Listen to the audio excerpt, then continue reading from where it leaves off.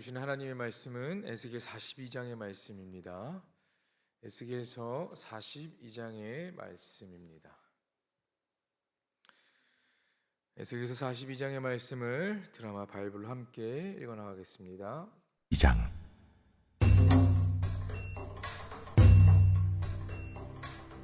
그가 나를 데리고 밖으로 나가 북쪽 뜰로 가서 두 방에 이르니 그 두 방의 하나는 골방 앞 뜰을 향하였고 다른 하나는 북쪽 건물을 향하였는데 그 방들의 자리의 길이는 100척이요 너비는 50척이며 금원은 북쪽을 향하였고 그 방 3층에 회랑들이 있는데 한 방의 회랑은 20척 되는 안뜰과 마주대하였고 다른 한 방의 회랑은 바깥뜰 박석 깔린 곳과 마주대하였으며 그 두 방 사이에 통한 길이 있어 너비는 10척이요 길이는 100척이며 그 문들은 북쪽을 향하였으며 그 위층의 방은 가장 좁으니 이는 회랑들로 말미암아 아래층과 가운데 층보다 위층이 더 줄어집니다.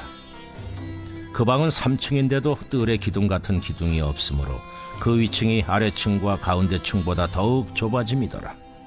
그 한 방의 바깥담 곧 뜰의 담과 마주대한 담의 길이는 50척이니 바깥뜰로 향한 방의 길이는 50척이며 성전 앞을 향한 방은 100척이며 이 방들 아래에 동쪽에서 들어가는 통행구가 있으니 곧 바깥뜰에서 들어가는 통행구더라.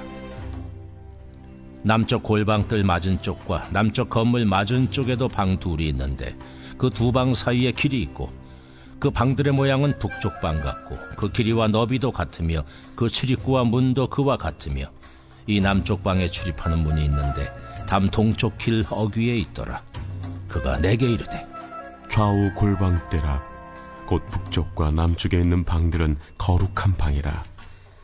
여호와를 가까이하는 제사장들이 지성물을 거기에서 먹을 것이며 지성물 곧 소제와 속죄자와 속건제의 제물을 거기 둘 것이니 이는 거룩한 곳이라. 제사장의 의복은 거룩하므로 제사장이 성소에 들어갔다가 나올 때 바로 바깥돌로 가지 못하고 수종들은 그 의복을 그 방에 두고 다른 옷을 입고 백성의 뜰로 나갈 것이니라.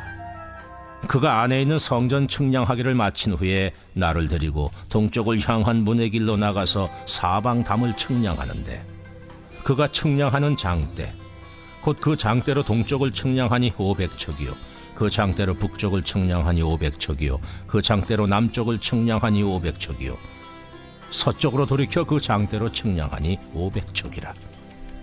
그가 이같이 그 사방을 측량하니 그 사방 담 앞마당의 길이가 500척이며 너비가 500척이라. 그 담은 거룩한 것과 속된 것을 구별하는 것이더라. 오늘의 주신 하나님의 말씀입니다. 오늘도 주님의 말씀을 삼아 이 자리에 나오신 여러분 모두를 주님의 이름으로 제 44 합니다. 오늘은 거룩함으로 구별하자라는 말씀의 제목으로 함께 은혜를 나누려고 합니다. 천사는 에스겔을 데리고 성전 안뜰에서 바깥뜰로 나가 그곳에 있는 제사장들의 방들과 그리고 성전 외벽 담장을 측량합니다. 성전 건물 측량을 마치고 있는데 이는 성전이 하나님의 설계에 따라서 완성되었음을 확인해 주는 과정이기도 합니다. 성전 건물을 측량은 출애굽기의 성막 제작의 과정과도 연관이 있습니다. 출애굽기의 성막 제작 기록은 모세가 시내산에 올라가 성막의 설계도를 받은 것과 그 설계도에 따라 성막을 실제로 제작하는 과정으로 나누어져 기록되어 있습니다. 자, 그에 비해 에스겔의 환상에는요, 성전의 건축 측량의 기록만을 하고 있고 성전을 건축하는 과정은 언급하고 있지는 않습니다. 오늘 함께 읽었던 본문 1절에서 13절의 말씀을 보면 거룩한 방에 대한 것을 소개하고 있습니다. 하나님의 사자 에스겔을 밖으로 데리고 나가 성전의 부속 건물을 보여주고 그것들을 측량한 것을 설명합니다. 에스겔이 살펴본 곳은요, 성전의 남쪽과 북쪽들에 연접해 있는 방 4개입니다. 그 방의 길이는요 100척이고 너비는 50척으로 동일하다고 합니다.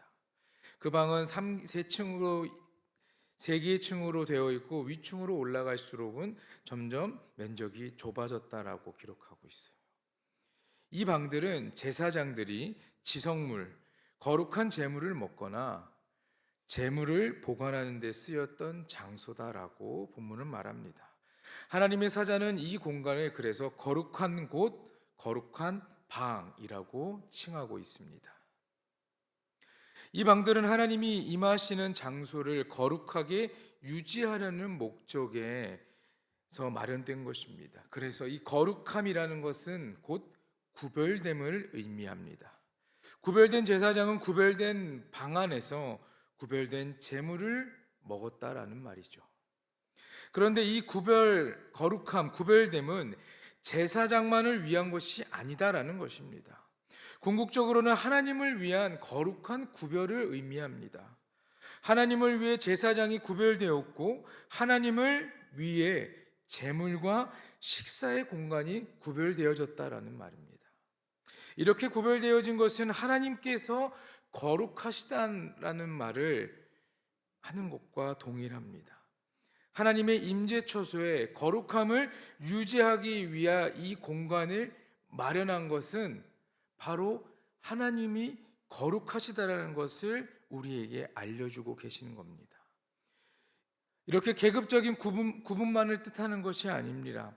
하나님의 이 명령을 목회자의 식사 자리를 따로 마련하거나 아니면 특별한 비싼 음식을 준비하는 것으로 적용하는 경우도 있습니다. 왜냐하면 제사장이 구별되었기 때문에 제사장이 그 구별된 곳에서 제물을 두고 또 지성소에서 지성물을 먹기 때문에 그들이 구별되었다라는 것을 생각하기에 우리가 그것을 바라보고 우리의 목회자들이 그렇게 우리가 구별되어 맛있는 비싼 음식을 우리가 대접할 수도 있습니다. 그러나 이 말씀에 담긴 것은 그 제사장들에게 뭔가 특별한 것을 그런 더욱 비싼 음식을 따로 그런 식사의 자리를 마련해 주라는 것이 아닙니다. 하나님이 세우신 직분자로서 목회자를 존중하고 그가 예배를 인도할 때 그의 직무에 겸손히 따르라라는 것입니다.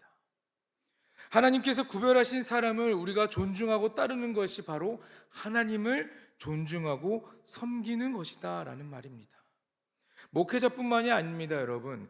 교회 안에 있는 온 성도가 내가 받은 직분이 있다고 그 직분을 무기 삼지 않고 낮아지고 서로를 돕고 존중하는 하나님의 선한 성품을 닮아가는 것이 우리의 신앙에는 꼭 필요한 것이고 매우 중요하다라는 것입니다. 사랑하는 여러분, 내가 직분을 받았기 때문에 어깨에 힘이 들어가고 내가 직분이 있기 때문에 다른 이들을 눌러내리는 그러한 악한 행동보다는 서로를 존중하고 돕는 그러한 손길이 되시길 간절히 소망합니다. 하나님께서 이 제사장이 지낼 수 있는 거룩한 방, 거룩한 곳을 구별하신 것은 꼭 제사장만을 위한 것이 아니다라는 것입니다. 또한 거룩한 방은요, 14절에 보니까 제사장의 의복에 대한 것을 기록하고 있는데 14절에 제사장의 의복은 거룩함으로 제사장이 성소에 들어갔다가 나올 때에 바로 바깥들로 가지 못하고 수종드는 그 의복을 그 방에 두고 다른 옷을 입고 백성의 뜰로 나갈 것이다 라고 얘기를 합니다. 이 거룩한 방 안에서 제사장은 옷을 갈아입을 수 있게 되는 겁니다. 제사장은 하나님께 제사 드릴 때 입은 그 의복을 다른 활동 시에는 사용할 수 없었다라는 것입니다. 바깥들로 나갈 때는 다른 옷을 갈아입어야 했다라는 것이죠. 갈아입을 때도 그저 아무 곳에서나 갈아입을 수 있는 것이 아니었습니다. 하나님이 구별하신 곳, 하나님께서 지정하신 장소에서 그 옷을 갈아입어야 했습니다. 이는 제사장의 직무가 얼마나 거룩한지를 말해주는 것입니다.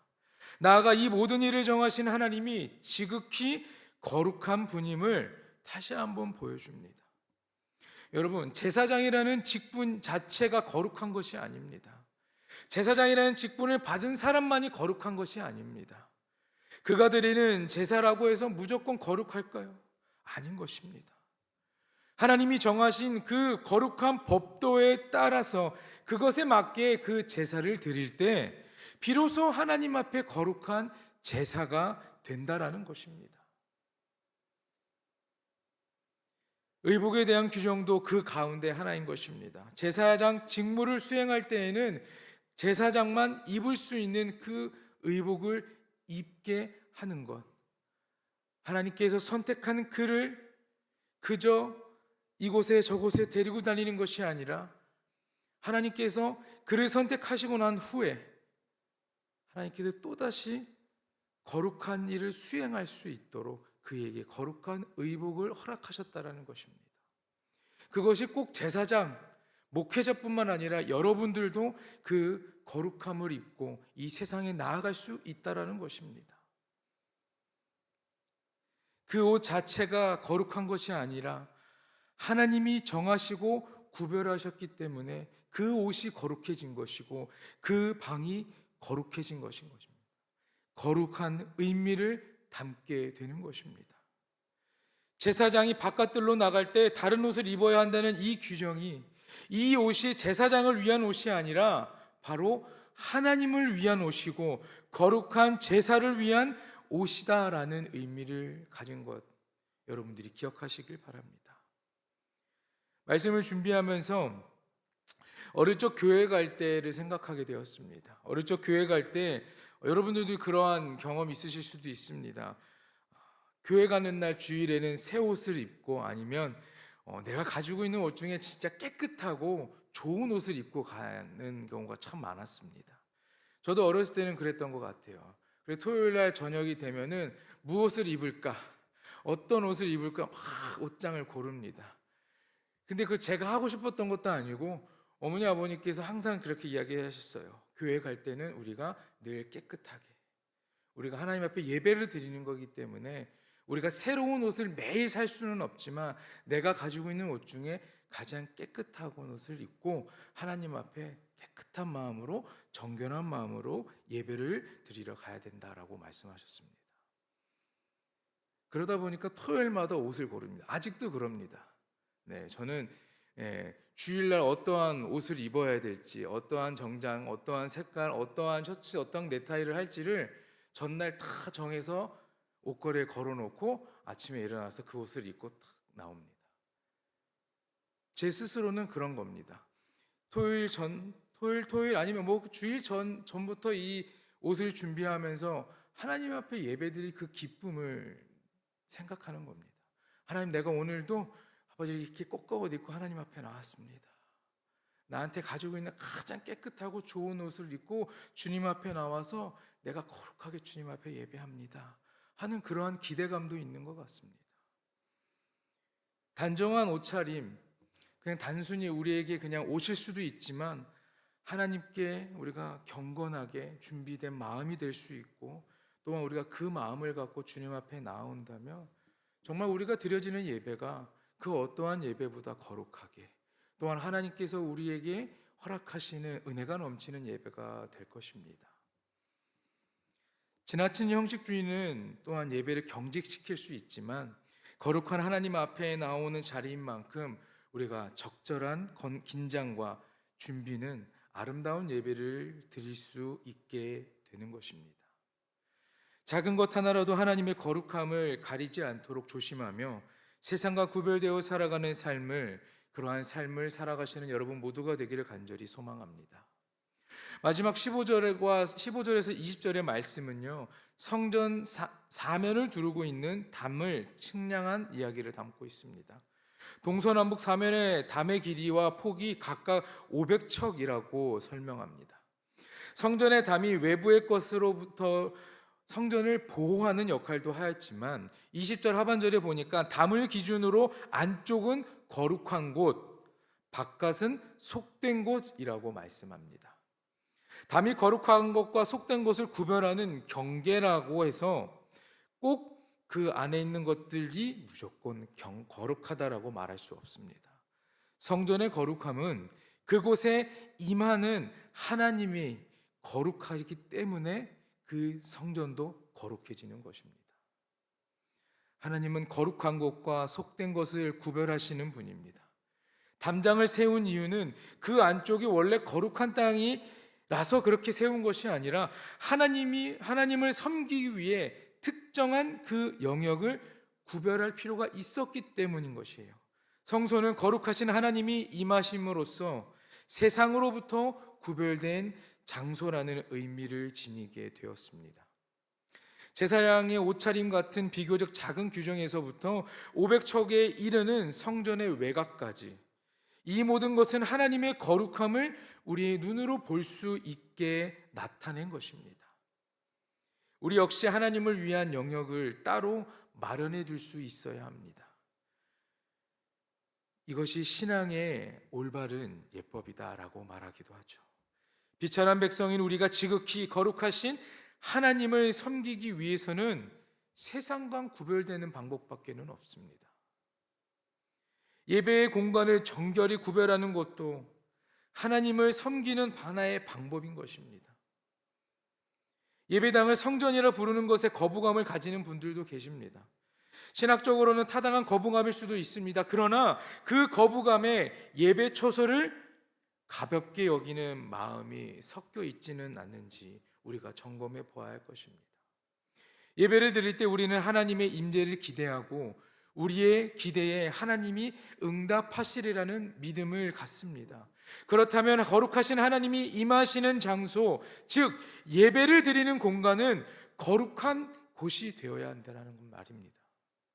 그럼 여러분들이 드리고 있는 이 예배당이, 이 불꽃교회가 거룩한 곳이 되어야겠죠.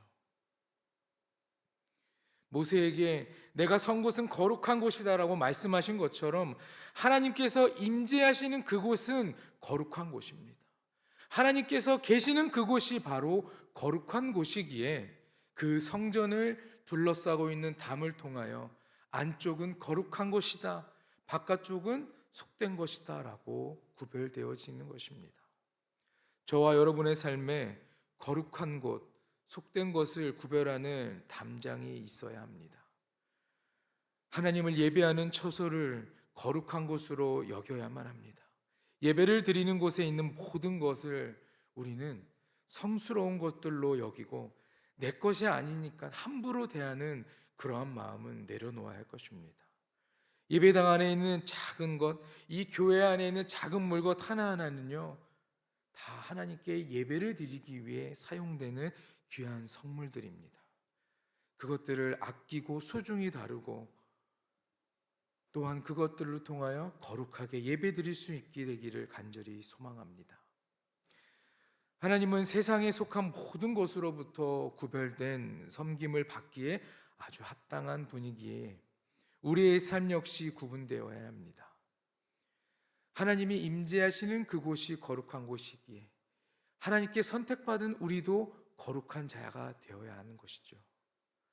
하나님은 모든 속된 것과 흠 있는 것들로부터 구별되어 영광을 받으시기에 합당하신 거룩한 분입니다. 우리가 믿는 하나님은 거룩한 분인 것입니다. 하나님 자체가 한없이 거룩하지만 우리가 그것을 인정하지 않으면 하나님이 영광을 받으시지 못합니다. 거룩함을 인정하고 높여드리는 신앙의 삶이 우리에겐 필요할 것입니다. 하나님이 거룩하시다는 것을 인간의 생각으로 부정하거나 부인할 수 없습니다. 그 거룩함을 다른 어떠한 이유로도 뒤집을 수 없습니다.